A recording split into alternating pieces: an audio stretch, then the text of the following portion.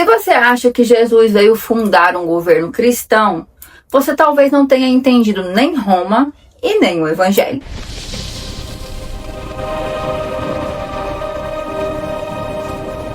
Porque a pergunta que atravessa 2000 anos de cristianismo é simples e brutal.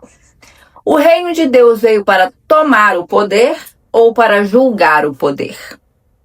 Essa pergunta não nasceu no Brasil, não nasceu na eleição passada, não nasceu na guerra cultural moderna. Essa pergunta nasce dentro de uma província ocupada, humilhada e tributada por Roma. No século I, a Judéia não era livre, ela estava sob domínio do maior império do mundo. Havia tropas romanas, cobrança de impostos, repressão militar, elites locais colaborando com o sistema e um povo vivendo entre humilhação política, extorsão econômica e fervor messiânico. Nesse contexto, quando Jesus começa a falar em reino de Deus, ele não está falando no vazio, ele está falando dentro de um território ocupado, e isso muda tudo, mas tudo mesmo. Porque para qualquer judeu do século I, ouvir a palavra reino não era uma abstração religiosa. Era ouvir soberania, era ouvir governo, era ouvir autoridade.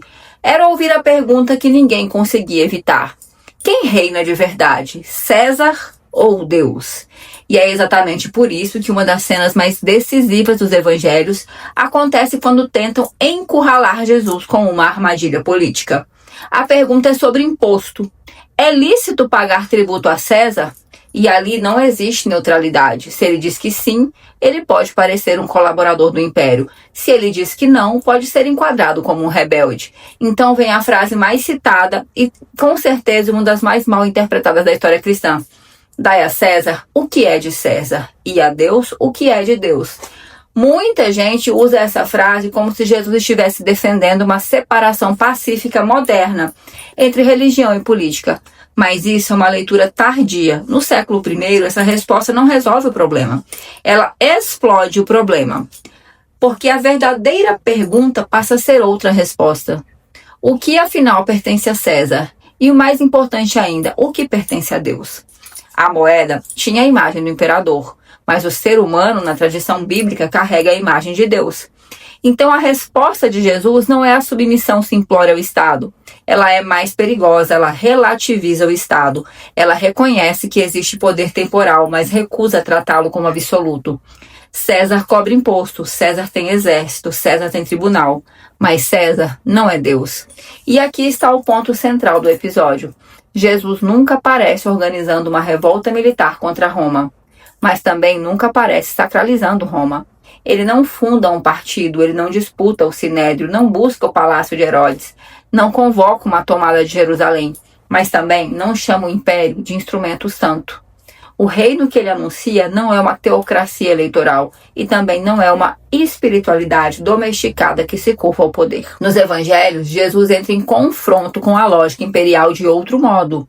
Ele confronta pela linguagem, pelos símbolos, pelos gestos e pelo tipo de autoridade que encarna. Em Marcos capítulo 10, ele desmonta a própria ideia de governo dos dominadores quando diz que entre os governantes das nações, uns dominam, outros exercem poder. Mas entre vocês não será assim. Isso é devastador, porque Jesus não está propondo bondade individual. Ele está apresentando uma crítica à forma como o poder se organiza. No mundo romano, autoridade significava hierarquia, coerção, honra pública, força e capacidade de impor ordem. No reino, a autoridade aparece como serviço, responsabilidade, cuidado e inversão de oposição. Quem quer ser maior precisa se tornar servo.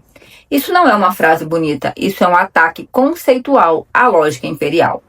Ter influência institucional não é sinônimo de reino, porque nos evangelhos o critério do reino não é domínio, é serviço, não é a captura do Estado, é transformação da lógica do poder. Se o reino aparece onde o poder vira serviço, então ele pode julgar qualquer governo, de direita, de esquerda, religioso ou secular. Se o reino aparece onde há misericórdia, justiça, reparação e responsabilidade, então ele nunca pode ser sequestrado por uma bandeira. Essa é a pergunta que eu quero te deixar hoje. O reino deve governar o Estado ou julgar o Estado? Pense bem, porque se você transformar o reino em projeto de conquista institucional, você corre o risco de repetir exatamente aquilo que Jesus enfrentou: a sacralização do poder. E talvez o maior erro de grande parte do cristianismo moderno seja esse: tentar colocar Jesus no palácio quando os evangelhos mostram que ele sempre foi mais perigoso do lado de fora. No próximo episódio, a gente entra num terreno ainda mais incômodo: o dinheiro. Porque Jesus falou de reino, mas também falou de riqueza, de dívida, de acúmulo, de exploração e de mamon. E talvez a pergunta mais desconfortável de todas ainda seja essa aqui, ó. Preste atenção nela. Se o reino realmente chegou, por que tanta igreja parece funcionar melhor para quem já tem poder? Comenta aqui sua opinião aqui embaixo e fala: eu quero o próximo vídeo.